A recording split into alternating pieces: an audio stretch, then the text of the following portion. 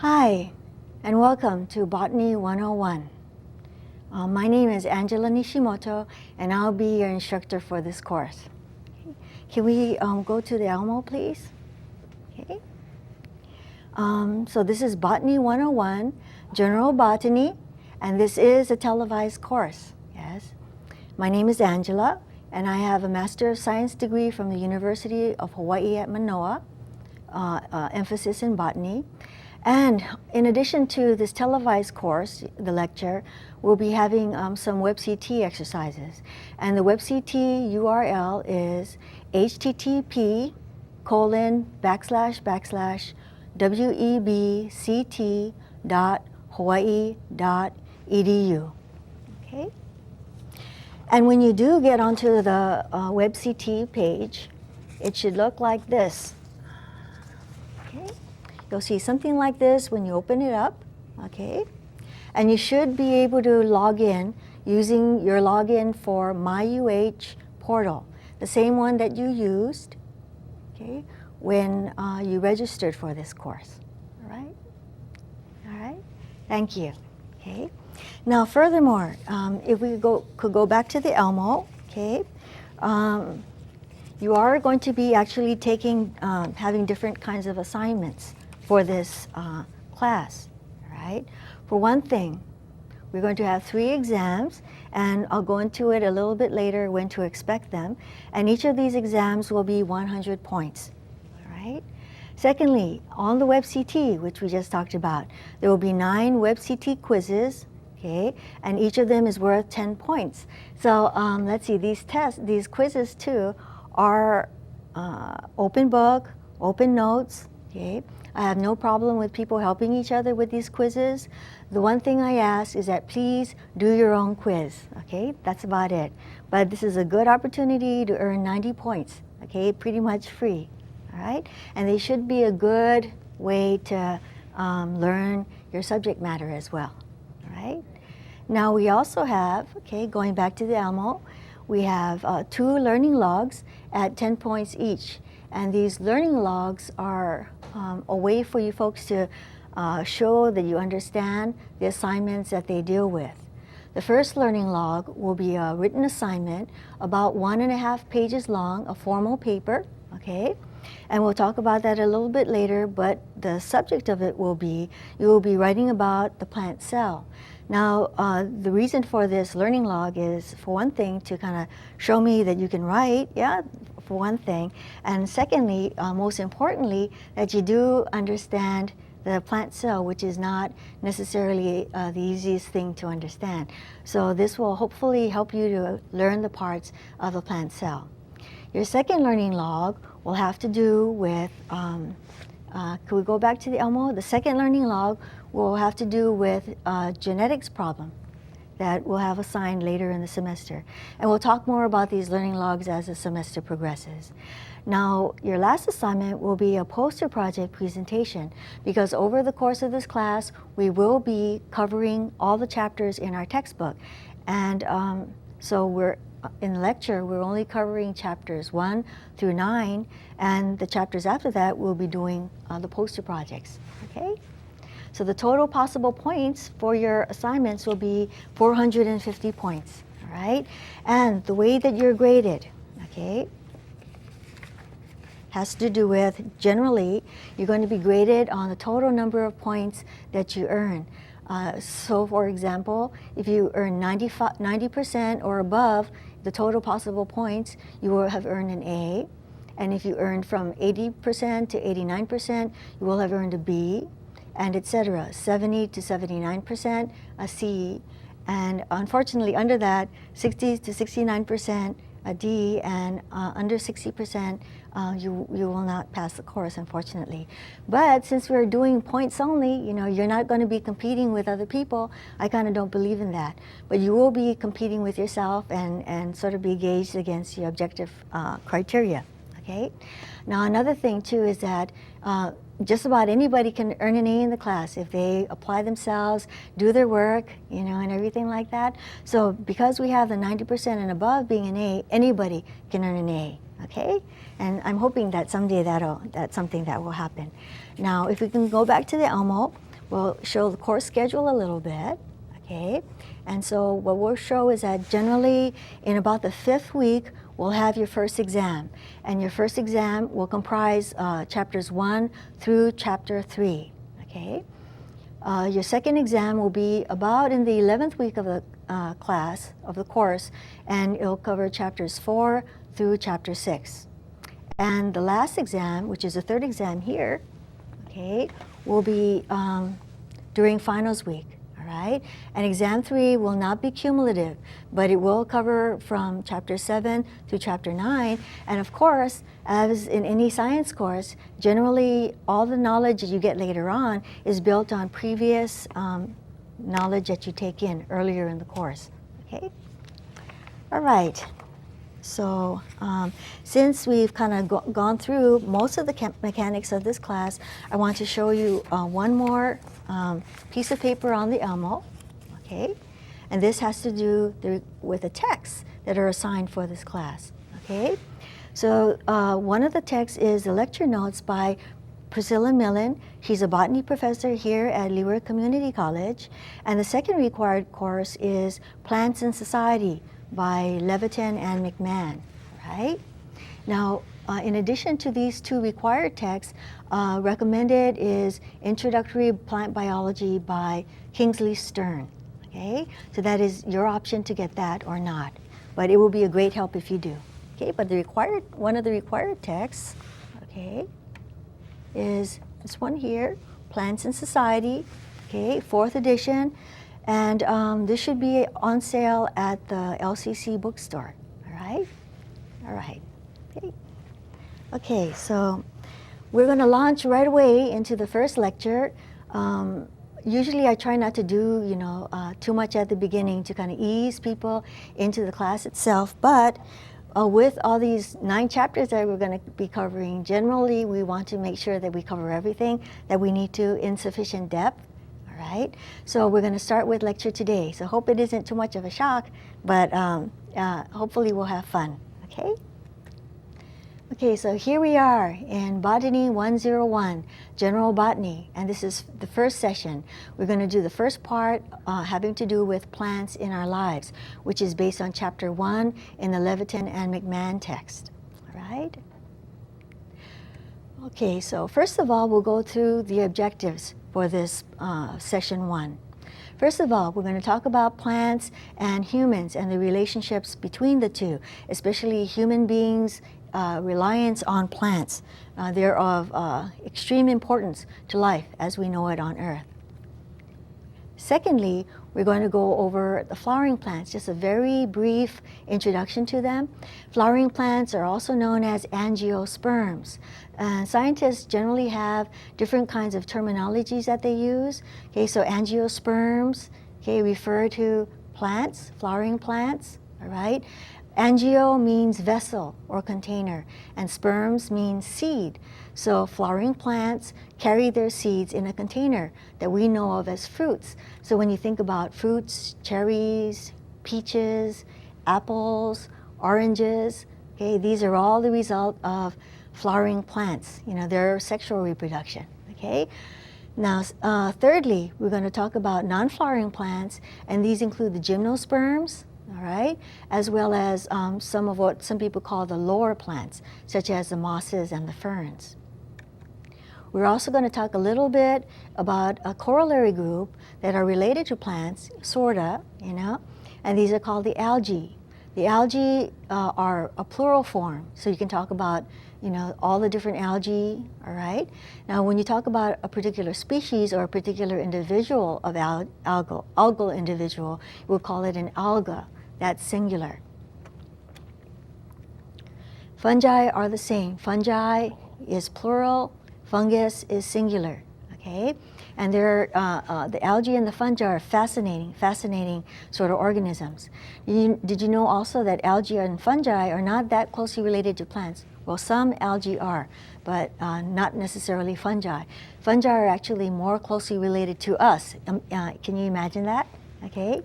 Even though algae and fungi are sort of organisms that that are traditionally studied by botanists, because when you think about them, well, algae, they sort of, undulate in the water. Fungi sit, wherever they are, they don't seem to move, and plants are the same way.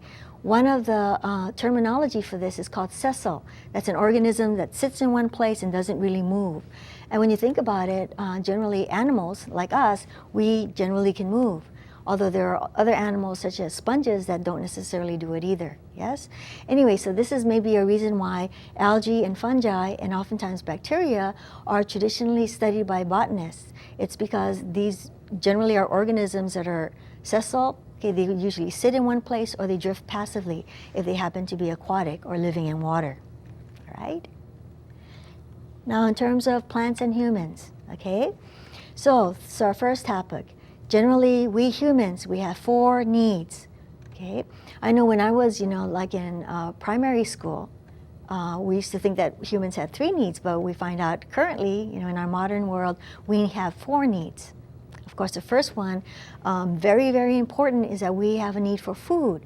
We are ingestive heterotrophs. That means that we need to get our energy source as well as our carbon source from other organisms. So what do? We need to take it in, and eat them, consume them, or ingest them. Okay, so we need food.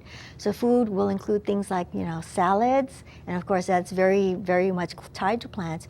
But do you know also that when you eat that steak, when you go to a restaurant or when you cook it at home on the grill, when you eat that steak, that cow that is a source of that steak will have been feeding on grasses and other kinds of vegetative matter. Okay, so generally all the food we eat, okay, whether it's vegetative or whether it's animal products, okay, they all come from plants. All right. The second need that we have, of course, that we have a need for clothing. Okay.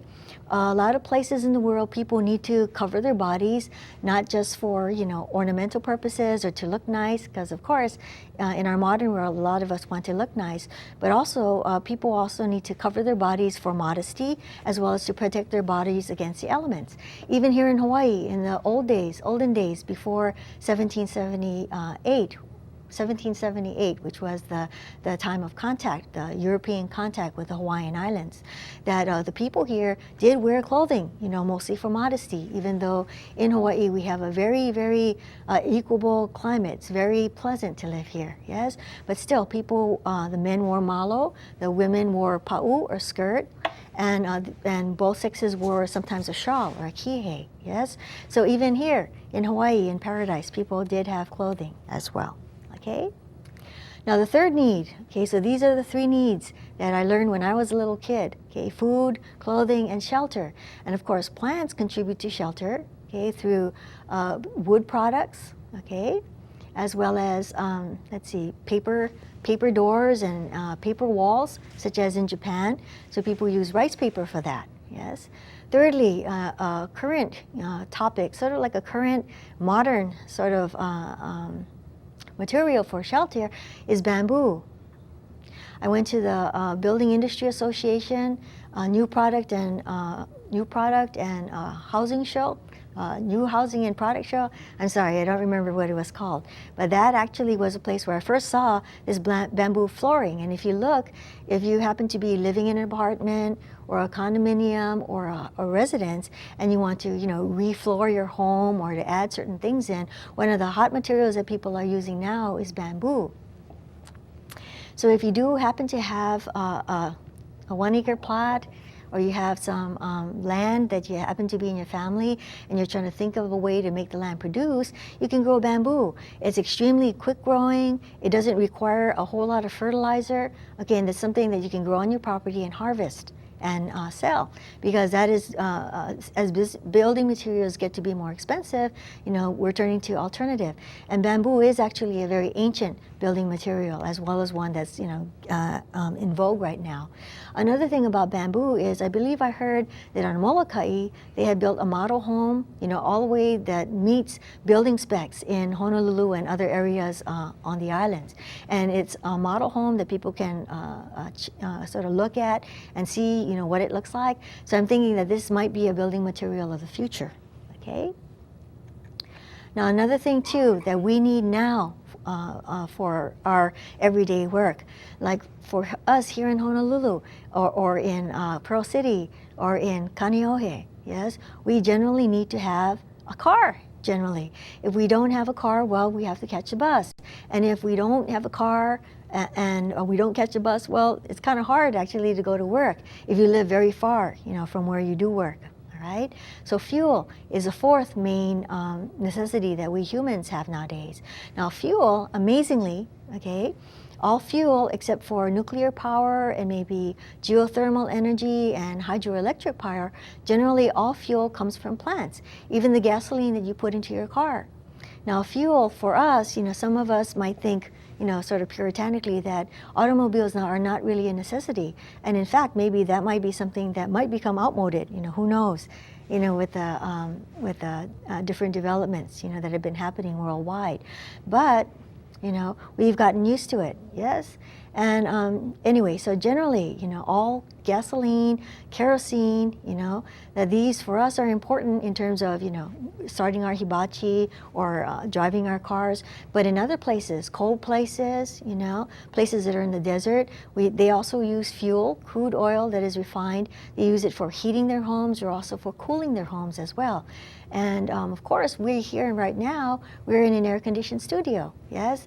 So generally, we do use fuel for these reasons. So it's kind of exciting. We live in exciting times because we do have the opportunity to investigate other sources of fuel, such as trees, kukui nut oil, and other such like that, that we can maybe even grow our own, sources of fuel for us here in Hawaii. This is very exciting. Whenever anything that you might think of as bad happens, it's an opportunity to actually improve and progress. Yes? Okay. Now, generally, plants and algae. Okay, plants and algae, and also blue-green bacteria. They're also known as blue-green algae, but sometimes people get confused if you say that. So you have organisms called plants, you have organisms called algae, and you have another kind of organism called blue-green bacteria. And what do? They do an extremely important biochemical reaction known as photosynthesis. All right? Photosynthesis, you can tell what's happening when you look at the word. And many times when you actually look at a word and you figure out what the roots come from, generally you can figure out sometimes through context what the word means. So photo refers to light, okay? Synthesis means to bring together something. So photosynthesis is a means by which plants take sunlight energy from the sun. The sunlight, the sun actually beams out, a lot of energy from it. The sun is actually a thermonuclear reactor. That's generally what that is. So even though it's quite far away from the Earth, still the plants here and the algae and the blue-green bacteria will harvest the sunlight energy and change it into chemical energy using carbon dioxide and water. Think about that. Plants are just using air and they're using water. And what they do from that is they make sugar, okay, chemical energy. And because of that, plants, algae, and blue-green bacteria are known as producers in ecology. The field of ecology, plant ecology or animal ecology or just ecology, has to do with interactions between different organisms and their environment. And in ecology, plants and algae and blue-green algae are called producers. Okay.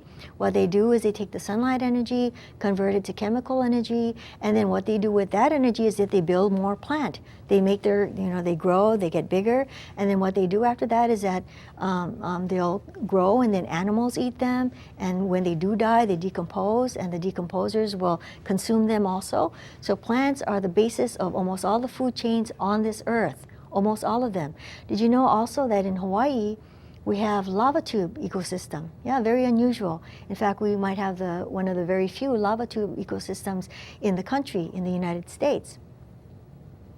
So in these lava tubes, you might think, there's a whole bunch of fauna that lives in these lava tubes, cave crickets and cave spiders and different kinds of other kinds of arthropods that don't have any pigmentation, and some of them are blind, they're eyeless, because they have evolved and lived in absolute darkness. But did you know, even though there are no plants necessarily in the dark, because they need, right, light to do their photosynthesis, the ohia trees, okay, what they'll do, ohia lehua, which is one of the major forest trees of Hawaii, they'll actually send their roots way down into the soil, into these lava tubes, and then the roots will actually penetrate into these lava tubes, and then you'll have these little plant hoppers that will, you know, put their little mouth parts into the ohia roots, suck up the sugar, and then what it'll do is it'll feed this insect, even though the plant is way above it, yes? So even in something like a lava tube ecosystem, plants are still the basis of the food chain, okay?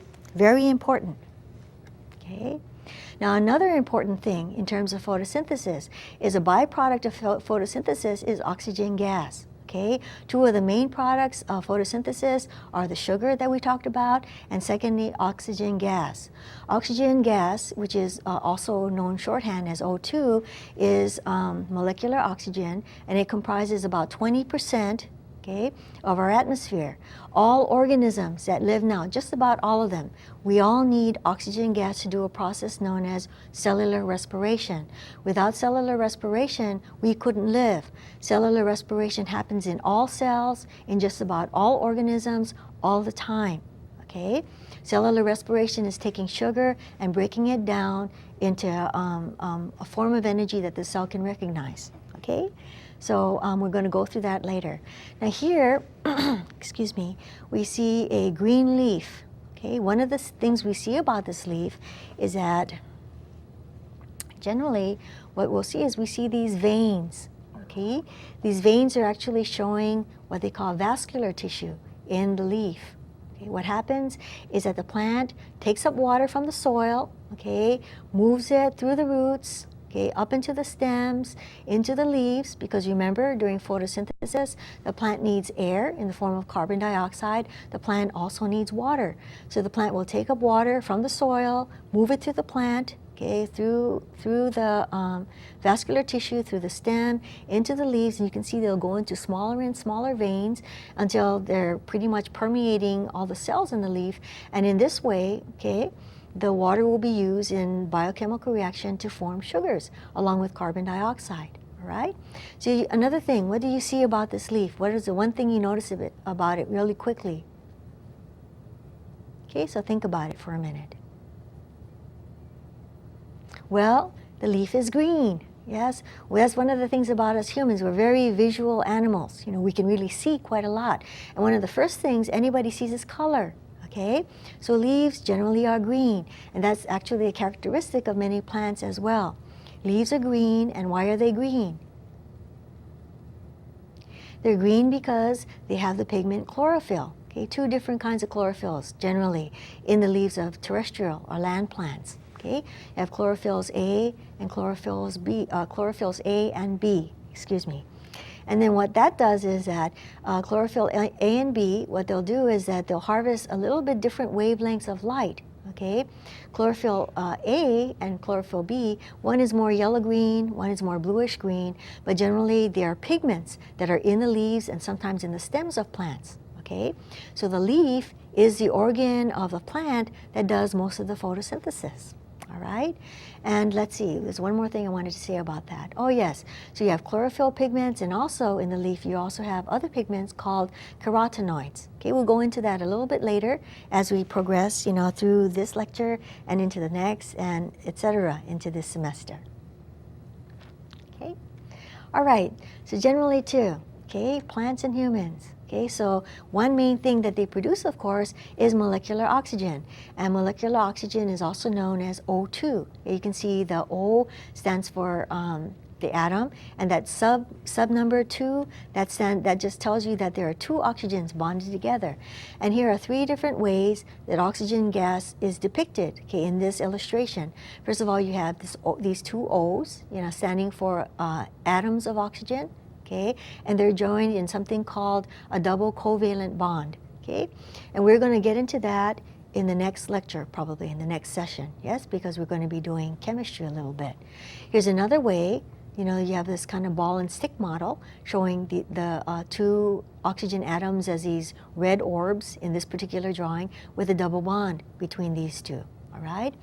And then here you have a space filling model here. It doesn't show the bonds, but it does show that there are two atoms making up this oxygen molecule, all right? This is a good introduction, because a good illustration, because we will be getting into chemistry next time, and chemistry sometimes is very hard to visualize. So we'll be making a lot of use of diagrams, okay, because we have to be able to visualize what we see, yes? Another thing too, so oxygen, one of the main sorts of things that plants actually produce for us, okay? And another thing, of course, building materials. We talked about this a little bit before. The building materials such as wood, you see this beautiful piece of wood, the heartwood in the center, the softer wood outside, okay? What is wood actually? It's actually vascular tissues in the plants, okay? So this tissue here, which is known as xylem, okay, conducts water in the plant. So this is the heartwood, so this part here is not really living tissue anymore. And the sapwood, okay, here is also non-living, but what it does in a living plant, it will actually move water through the plant from the root into the stem and into the leaf. Okay, so wood, a very important building material due to the fact that wood will deform. You can actually bend it a little bit and it springs back into its original shape. It's also beautiful, so we humans nowadays, we very much appreciate the beauty of wood, yes? If you watch HGTV or some other of those channels that shows, you know, house construction and everything like that, one of the things you'll see in really fancy homes, you'll see, you know, big open beams in the ceiling and all that. So generally wood, very valuable. Another thing also is that we talked about bamboo. We talked about, we talked about rice paper in terms of a building material. Now another building material also that is used that comes from plant nowadays. If you notice, say if you go to Ho'omaluhia Botanical Garden, or if you go maybe to Foster Garden, I think they might have this too, they're making park benches, they're making picnic tables and things from plastics. I believe that I saw a bench at Ho'omaluhia, and a little plaque on it said that this bench was made out of, you know, several hundred plastic jugs, you know, water jugs that were recycled to be used to make this bench. And I believe I read somewhere also that these plastics are being used and considered for building materials as well, all right? And did you know that many plastics and many synthetics have their origin, okay, in terms of wood, you know, pulp wood that people have used, so they might actually have their origin in wood as well, okay, plastics. Now, of course, fuel, okay, a very sore topic nowadays and very vital to our continuing economy. And I know some people get worried. You know, my idea is that maybe we might be able to still drive our automobiles, but maybe we might have sort of like a revolution in terms of materials. We might think about maybe legislating or making it mandatory for people to drive automobiles that have bodies made of fiberglass, something very light that will take up less gas, yes, and also we'd have to legislate it, because if a metal car hits one made of fiberglass, it wouldn't be very safe. So maybe you'd have more lightweight car, and I think I've also read people are considering that in future people would keep their motors in their car and just change the body. And if you have fiberglass or something lightweight like that, or plastic, okay, it's generally lighter, you know, and if everybody drove a plastic car, I guess we wouldn't have such terrible accidents that sometimes happen. Anyway, so fuel, you know, a hot topic. And another thing is, of course, the fossil fuels that we pump offshore and are coming from Alaska and other places like that, they come from plants. Okay, you kind of think of, you know, you think of a commercial that was on television years ago. You have this pool, okay, of tar or material like that. You have these dinosaurs morphing, okay, out of this tar. Well, the thing is that generally the fossil fuels are mostly made of plant material, especially single-celled algae. All right, so that is actually the source of this fossil fuel that we use today. Okay, that is refined, fractionated, and made into gasoline, all right? What some people call petrol, you know? All right, so fuel, very important. And it is important, especially to places that get very cold, because I think that in Europe, I think a couple of years ago, they experienced the coldest winter in a while, and some people actually, expired from that because they were exposed to cold. But in some places, it is very important for people to keep warm, yeah?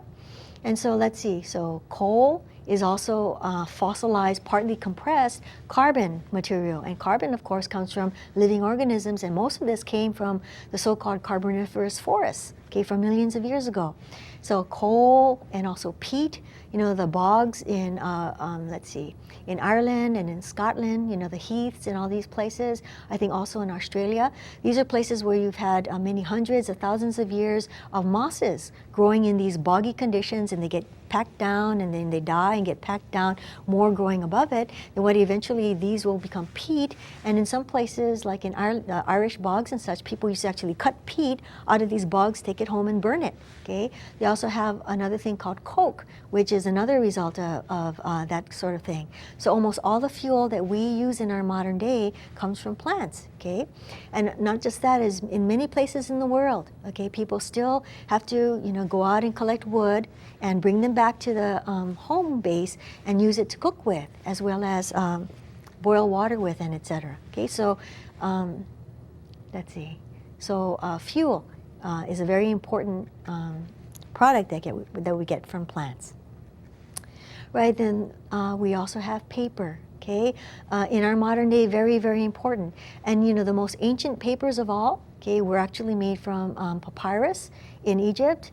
I believe also in the Far East, people made paper from hemp, I believe, hemp, and also papyrus. Well, I think papyrus is more actually Egyptian. But still, paper, what would we do without reading material? Yes, what would we do if we didn't know how to read?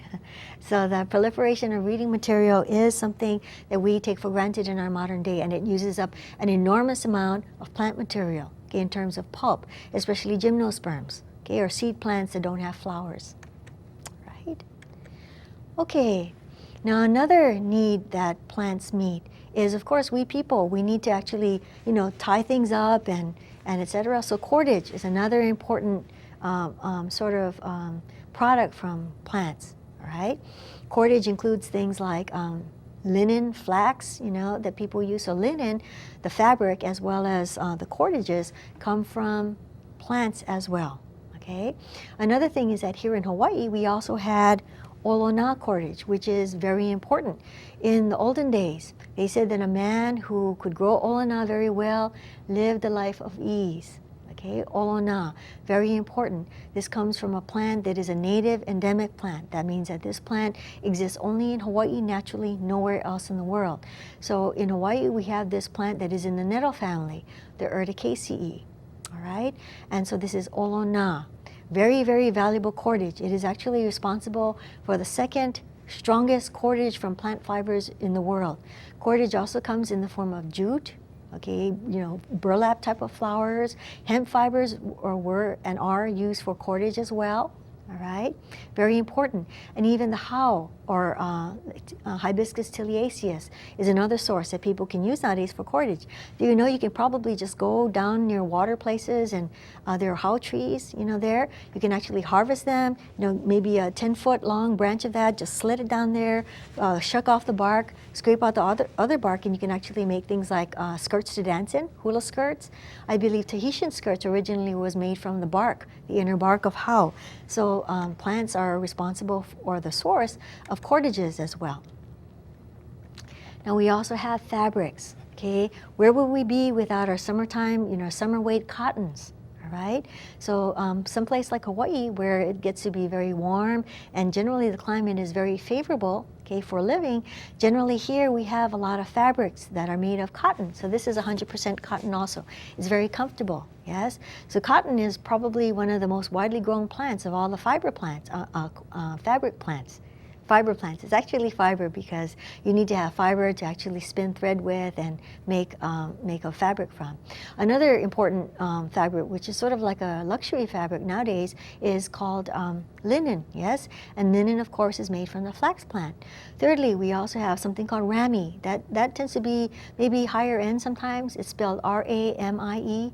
Rami is also from a plant as well. So these fabrics are very important, okay, in terms of use. Okay, they're affordable, most of them, and we humans, we like nice things. So nice cotton, that's really nice. Where would we be without our nice cotton sateen sheets, you know? All right. Okay, now plants also are a good source of beverages. Now you see this very healthy, very delicious looking glass of orange juice there. Doesn't that make you want to just sit under a tree and have that?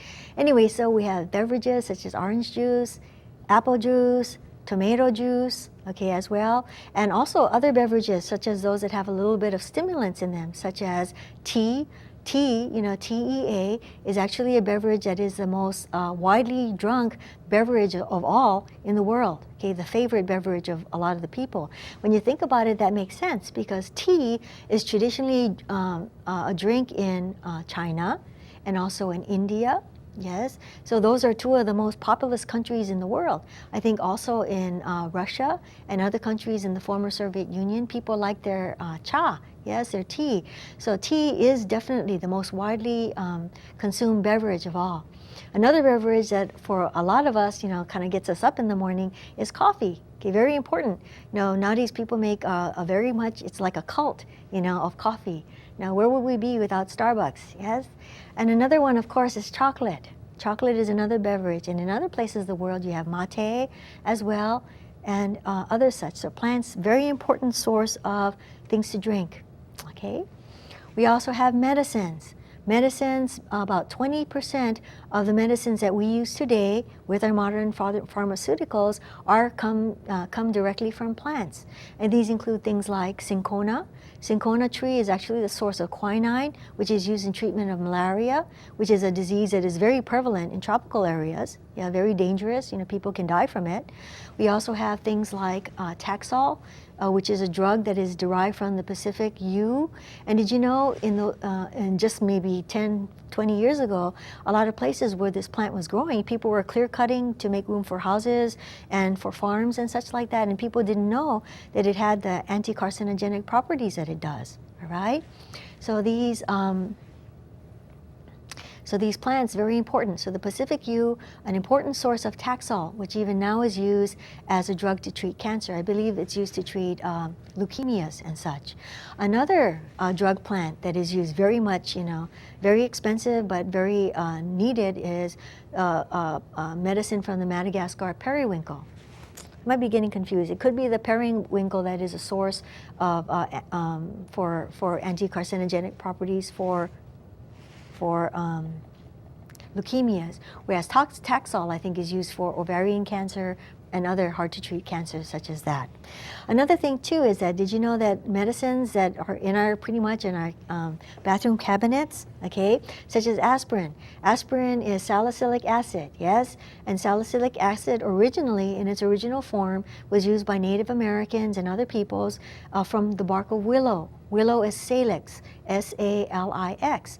And salix, what we humans did, is we got this pain-killing property and anti-inflammatory property that's in the substance from the salix plant, and we made a chemical analog for it, and that's what we know of as aspirin.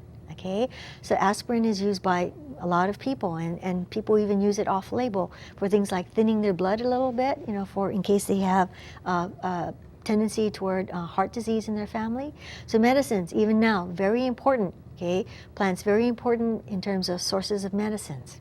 All right. All right, and another thing too is spices and herbs. In terms of dining out, here in Hawaii, we're getting famous for our, you know, Pacific Rim cuisine. Yeah, those star chefs that we have in Hawaii, very famous worldwide, yes.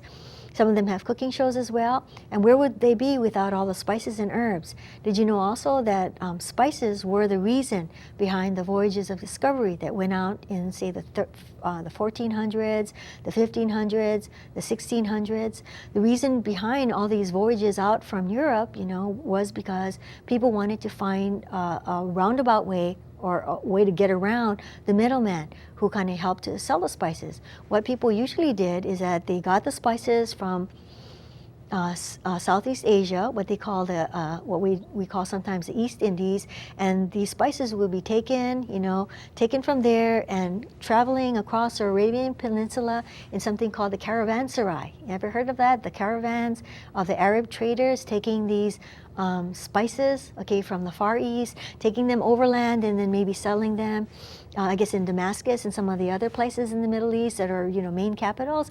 And then these spices and such would eventually make their way into Italy. This is one of the reasons why Italy was the beginnings of the Renaissance, you know, due to the spice trade. Whenever you have a lot of money, and so there was a lot of money flowing then. So what happened was Ferdinand and Isabella of Spain, you know, they were the ones who commissioned Christopher Columbus to try to circumnavigate the globe. What they wanted to do is they wanted to find a way to get around the Arab middlemen so they could actually make a better profit in selling spices. Yes? All right. So that was a source of, that was a reason behind those voyages of discovery. Anyway, so the main thing that I want to stress here, this is the one thing you're going to take away from this class, if nothing else. I know sometimes when we actually get into the details of the class, we get into the tissues and the different parts, you know, of the class, including what's going to be coming up. Okay, sometimes we forget about, you know, we can't see the forest for the trees, so to speak. So generally, what we humans do is we need to have plants for all of the reasons that we talked about. Yes, we need to have plants. We wouldn't be able to live at all without plants, okay, and plant-like organisms, right? Now, among the plants, for us humans nowadays, the angiosperms are the most important. Remember, we talked about angiosperms, meaning seeds in a vessel, okay? And the angiosperms in our modern days are the most important of all the plants. And these are also known as the flowering plants, okay? And the angiosperms comprise more than 250,000 species, right? There are quite a lot of them, okay? That isn't that much when you think about animal diversity, but still, that's quite a lot of plants, right? Now, species, what do we mean by the word species? The species are species are referred to in a two-part name. And this system of naming is called binomial nomenclature. All right? It's a sort of like a scientific sort of way of saying it. So scientific terminology, sometimes it can seem to be cumbersome, but scientific terminology we want to have as much as possible. We want to have it very, very precise. That's why we have sort of fancy words and fancy names for different things, okay? So the scientific name is a two-part name, and this is something that we can see, all right? So what you'll have is you have a genus name and a specific epithet, okay?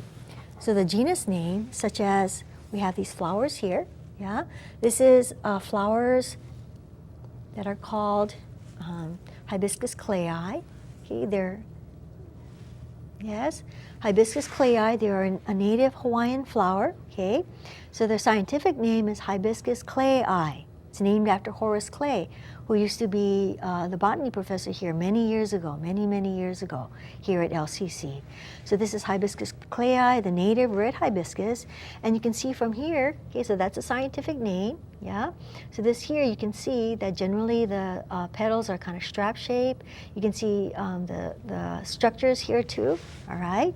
So here's a native red hibiscus known as Hibiscus clayi, okay? Now secondly, we have also a native white hibiscus. This native white hibiscus is known as Hibiscus ornatianus. Very beautiful, isn't it? And so you can see that the flowers, the petals are white, all right? Very beautiful. And another thing about the native white hibiscus, Hibiscus ornatianus, is that this species, generally, if you catch it at the right time, like in the morning, it is possibly the only hibiscus that has a smell to it. It has a very light, fragrant smell to it. You can see a little bit of a blush on this flower as well, a little bit of a pink blush on it. Anyway, so this is a native white hibiscus. So one of the things I want you to remember, since we're talking about scientific naming, is that the red native hibiscus is called Hibiscus clayi, and the white native hibiscus is known as Hibiscus arnottianus. So one of the things you'll notice is that they both have the same first name, hibiscus. Yeah, that is the genus name. The second name is called a specific epithet. So you can tell, you know, one of the ways we botanists do it is that when a taxonomist or somebody who classifies and names plants, when they name a plant, what they'll do is they'll give them, you know, if they're closely related to each other, they'll give them the same genus name. And then they'll have different specific epithets, yes, for their second name, okay? So in terms of another example, very important plant, okay, in terms of native Hawaiian culture, very important. This plant known as taro, okay, also known as kalo, okay, very important, very nice image here. And so we have these, you can see those nice big heart-shaped leaf, okay, so the name of this plant is Colocasia esculenta also. That is a Latin name. One of the reasons why we underline these names or we italicize these names or bold it is that these names, okay, are Latin. They're either Latin or they're Latinized. And so what we'll do is we'll set it apart in a text where it's written, okay, by underlining it or italicizing it or bolding it in order to set it apart from the other words in the text. Okay, so that's kind of telling people that this is sort of like a foreign word, yeah? Because it's Latin or Latinized, that means that I guess we use Latin or Latinized names because we consider Latin a dead language. A dead language is a language that doesn't change anymore because people don't use it in ordinary conversation, yes? So here you see Colocasia esculenta. So one of the important things about using scientific nomenclature or scientific naming, yeah, is that you can tell somebody, so if you say kalo, somebody, you know, maybe in South America, they might not know that you're talking about this specific plant. But if scientists, if you're using the term Colocasia esculenta, pretty much any scientist in the world will know what particular species you're talking about. Yeah, it will be this plant here, very beautiful. You can see here the little ferns floating around in the water. And so here's some nice kalo plants growing in a lo'i kalo, or a place where people are growing plants, kalo plants. Yes.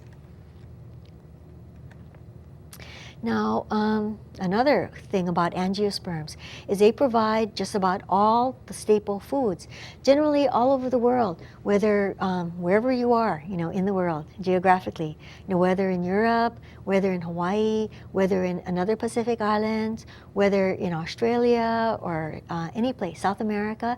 Generally, our diet has a carbohydrate base. Okay, we need staple foods.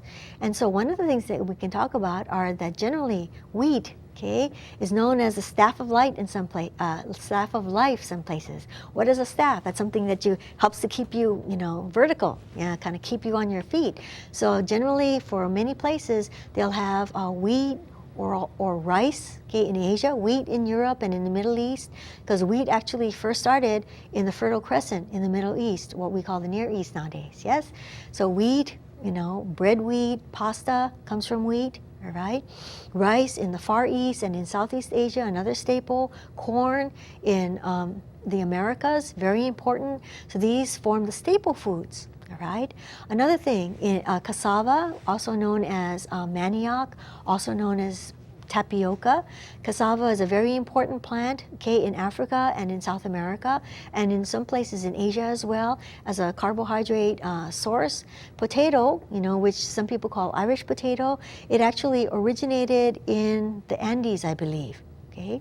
So what we call the white potato, the Irish potato, so more specifically or more truly called the Peruvian potato, was taken back by Spanish explorers back to Spain, where it fed a lot of the peasantry in Europe, and it was practically probably responsible for the big population boom that happened in Europe, you know? And the sweet potato too, very much a main staple along with kalo in Hawaii. So the two main foods in traditional Hawaiian diet is the kalo and the uala, or the sweet potato. And here's a mystery, is that generally sweet potato, people pretty much assume that sweet potato came from the Americas. Nobody knows how it got into Polynesia, even though it has served as a staple food in Hawaii. Okay, it has served as a staple food probably in Tahiti and in other Pacific islands. But generally, kalo and sweet potato, nobody knows how sweet potato got to Polynesia. So this is something that will be very exciting because people find out things all the time. And so when we find out, you know, how sweet potato got into the Pacific area, then that'll be a mystery, you know, solved. All right. Now another thing is that flowers and fruits, okay, are qualities of angiosperms. All right. So the flower, okay. So the flower, if we can take a look at this model here, okay. Here we have a model of the flower, okay, if you can see it, all right. So this is a cutaway model of something that we call a complete and perfect flower, okay. That means that it has all four floral parts. Generally, a flower is a short shoot axis. It's like a short shoot that has modified leaves. So all the parts of the flower are actually were once leaves, but they've actually become modified to have this particular shape. This is like a cutaway version, so we can see a section of it. So the outer part, okay, of the flower are these parts here. Oftentimes they're green. Okay, they can be other colors as well, but oftentimes they're green and leaf-like because it's all leaf after all. And this green part here are called the sepals. Okay, the sepals collectively, okay, kind of help to form the bud in which a flower develops, so it serves in protecting the flower. Okay, inside of the sepals, here you have oftentimes a colored part of the plant. They can be pink, like in this flower model. They can be red. They can be orange. It can be almost any color you can think of. Okay, blue, green. Okay, and generally the function of the petals is to help to attract a pollinator. Okay, a pollinator, because generally flowers need to have some kind of an agent to transfer pollen from one part of the flower to another. Okay, another part of the same flower or another flower. Inside of the petals, here you have what they call the male part of the flower.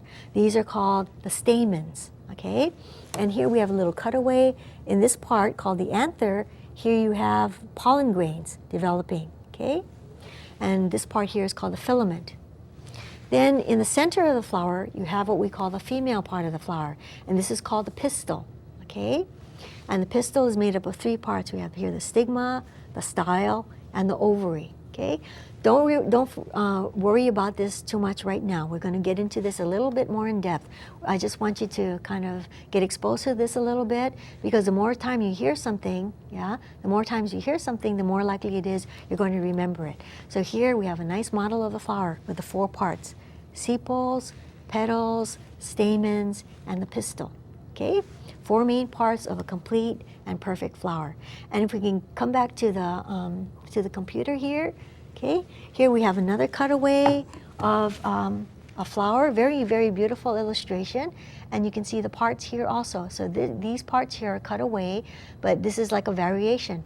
Flowers are all variations, but they all have the same theme. Okay, here we have a sepal, okay, and here we have petals, okay, of this particular flower, and here you have the stamens, okay, the stamens here, oh, I see them right over here, all right, with the anther and the filament, and here you have a section of the ovary with the ovules inside, okay. So the male part of the flower is called the stamens, female part of the flower called the pistil. The pistil has the ovary as well as other parts, and the ovary contains the ovules, okay. Thank you. All right. Very nice. Okay. Now generally too, flowering plants. Flowering plants are also known as the magnolia phyta. Okay, they're also known as the anthophyta. And the flowering plants can be divided into two types. Okay, one are called monocots and the other types are called dicots. Okay, you think, that sounds weird, you might think. Yeah, but it actually makes sense when you look at the words and you think about what it means.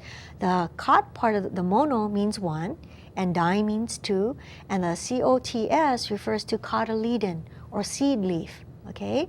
So here, we have here a monocot seedling. So here, it looks sort of like a corn plant, but it is a monocot. So monocots generally have one seed leaf, or 1 cotyledon when the seed is germinating. Now, so this is a little baby plant, a little baby monocot with 1 seed leaf or 1 cotyledon, so that is a monocot. And then here we have one that has 2 little seed leaves, a little plant with 2 little seed leaves, and this one here, 2 leaves, and that means dicot. So this one here, of course, developed from a seed, germinated from a seed, and the first leaves, which are called the seed leaves, are also known as a cotyledon. So we have monocots and dicots. Monocots with 1 cotyledon and dicots with 2 cotyledons. Now, in addition to flowering plants, we also have non-flowering plants. So these include plants that reproduce through spores, all right? So here we have, looks like we have mosses, okay, some lichens as well. So here we have mosses. So if we could go to the Elmo, we could take a look at this little container here, right? And so here we have these small little mosses. It's a little hard to tell that they're green, but still you can see that these plants are very small. And if you take a look at them, you see these little parts here. That is actually the part that bears the spores, okay, of the moss, all right? And so mosses and ferns bear spores. So here you have a moss plant, you know, just like we saw, very, very small plants. They're usually smaller than 2 inches tall. These have sporangium here. So that just means the organ that bears the spores, okay? Moss plant here with a little bit of the rest of its body here with the sporangium. And then we have ferns, okay? Ferns, at one point really dominated the earth as well. And if we go back to the Elmo, we have a little plant here that we can show, okay? Here, let's see if we can turn it a little bit to show what I want you to see. Okay, so if you look at it right over here, this is one of the qualities that we can use to determine what a fern is. You see that little thing here? This, oh, I'm sorry, I better turn it a little bit. This little thing is a developing leaf. It's called a fiddlehead. Okay, it's like a little, you know, the end part of a violin that that kind of curves like this. Okay, at the tip, you know, when you're playing a violin at the other end. Okay, that's called a fiddlehead. I don't know why they call it a fiddlehead, but that is actually a part that that is a quality of all different kinds of ferns. All ferns unfurl that way. All ferns unfurl their leaves that way in the form of a fiddlehead. Okay, so that's one way you can identify a fern. All right. Now we also have other non-flowering plants, including gymnosperms. Okay, if angiosperms means seed in a vessel or seed in a container, gymnosperms means naked seed. You can think of gyms, you know, like gymnasium. In the old Greek days, the gymnasium was a place where these guys, you know, these men would actually do their athletic competition, you know, Greco-Roman wrestling and different things like that. All right. Okay, so gymnosperms mean naked seeds. That means these plants, okay, have their seeds born nakedly right on the outside. They're not enclosed within a fruit. The seeds are actually born on cones and structures such as that. So they have their seeds naked, okay, or exposed to the outside, okay? So I bet you're not going to forget about that with the gymnosperms, yeah? Okay, that's kind of like a sort of a risky sort of thing. Now the conifers, you know, are one major group of gymnosperms. In fact, the coniferous forests that sort of cover North America, the northern part of North America and the northern part of Eurasia, that's actually, or what they call the coniferous forest. That's one of the very few terrestrial ecosystems that are not actually dominated by angiosperms, one of the very few ones that are not. So the coniferous forest, a very important source of cypresses and redwoods and all sorts of different kind of gymnosperms that we use for building materials, you know, like fir. We go to City Mill or go to one of the other building stores and we can buy this nice wood. You have fir, you have redwood. This is all from different kinds of conifers. Another thing too is people also use that to as fuel, to burn for fuel, and also for paper. Pulp of gymnosperms is actually one of the main sources of paper. Okay.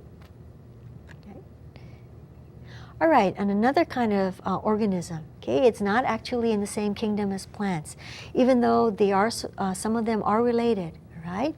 Recall that we said a little earlier that algae is a plural form of the word, alga is singular, okay, so you can speak about different kinds of alga, the brown alga, green alga, or red alga, all right? So these organisms generally tend to live in wet environments. They can tend to live in the oceans, in the open oceans, or they can live in benthic areas, you know, right near the coastal areas. So if you go to almost any beach in Hawaii, and even if you don't have rocks on the shore that has algae clinging to it, if you actually go snorkeling or swimming around in there, if there are basalt rocks in there, generally you'll see algae attached to them, yes? Also, if you go into a freshwater stream in Hawaii that is not, you know, totally dry, what you'll see is you'll have these green algae, you know, sort of like hair, yeah? And so we have marine and freshwater environments where these algae live. Another thing about algae is that generally they come in unicellular forms and they come in multicellular forms, okay? So here's a beautiful image. There are two different kinds of unicellular algae that we're going to go into a little later. One of them is called diatoms. And diatoms are very special because what they do is they have these cell walls that are made partly of silica. So when you have their cell walls, they look like cut glass or crystal. Yeah, so they're very, very beautiful. Okay, so some unicellular algae include the diatoms. You also have others called dinoflagellates, all right? Then we also have multicellular algae, okay? And now in these multicellular algae, which are what some people call the macroalgae because they're larger, you can see them without a microscope, all right? So these different algae are divided into three groups. We have the red algae, like this alga here is one of the red algae, I believe. It's something called Laurencia. Okay, Laurencia, one of the red algae. And so these are classified by their pigment. So red algae have phycobilins, yeah, that give them their reddish or purplish or other colors. And red algae are a source of agar, which is used in science laboratories, all right? So this red alga is also known as, I believe it's called limu lipe'epe'e, okay? So this particular alga is edible, all right? So you have the red algae, you also have other algae called brown algae that are called brown algae because they have certain pigments, xanthophylls, and other some such present in their bodies. And we also have the green algae that has chlorophylls A and B in them, yes? So algae, you know, are kind of important in the Hawaiian environment. In fact, in Hawaii, this is a wonderful place to study marine biology, whether you're studying the marine plants or the marine animals, all right? So generally in Hawaii too, traditionally, you know, limu was an important part of the Hawaiian diet, very important, especially to women. And did you know in the old days, the women were the limu experts. They were the ones in Hawaii who knew all about the algae that was growing, where was the best place to collect them, how to collect them in an appropriate way so that they'll grow back and where you wouldn't devastate the environment, because in the olden days, people really respected the environment. They understood it, they lived with it, and they respected it. All right? So in the olden days, some people think that maybe the women were the limu experts because traditionally Hawaiian women had more kapu applied to their behaviors and their dietary habits and things like that. So people believe that women were the limu experts because of that. So they had to investigate different sources of food. Yeah. So limu. Remember that women, even nowadays in the sciences, a lot of the phycologists or people who study limu, they're women. Yeah. Okay, interesting, very interesting. And in Hawaii as well as in Asia, very important in terms of sources of vitamins and minerals, yeah? Because when you think about it, in seawater you have a lot of, you know, minerals, kind of free minerals floating around. So what happens is that these algae will just absorb the minerals into themselves. Very important and very good sources of iodine and other minerals and other sorts of products like that with nutrition. Now, fungi, okay, is a word that in the singular form is fungus, like such as a fungus among us, okay? So we have singular fungus and plural fungi. Sometimes British people will call it fungi, okay? That's just a different pronunciation, but it means the same thing. These include the molds and the mildews. So nowadays we're concerned about molds, especially in some places that they call sick buildings because people get allergic reactions, yeah? So molds can be dangerous. Mildews, and these are like what appears on your shower curtain if you don't wash it every once in a while with vinegar or something in your washing machine. So fungi, the spores are all over the place. So these, just like algae, are spore-bearing organisms. Molds and mildews, most people don't like them. Now we have other kinds of fungi called smuts and rusts. Okay, smuts and rusts are major agricultural pests. We also have yeasts and mushrooms, which are important commercially for us humans. All right, and the products that these fungi produce include edible fungi, such as in the sac fungi, you have morels and truffles, the real truffles, not talking about the chocolates, but truffles among the most important foods in the world. And also mushrooms are things that we can eat also, edible fungi. Another thing about fungi also is that antibiotics, very, very important, especially after World War II. Probably one of the reasons why we humans live so much longer now is due to the fact is that a lot of us don't die anymore of infectious diseases. And this is due in part to the fact that we use antibiotics in order to combat infections.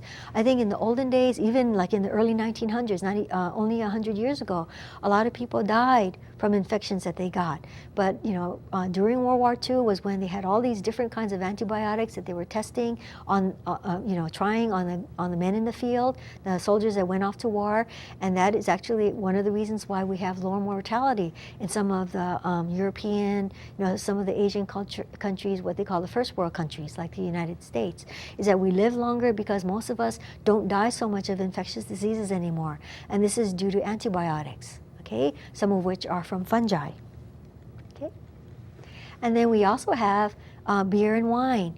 Beer, anybody has a home brewery.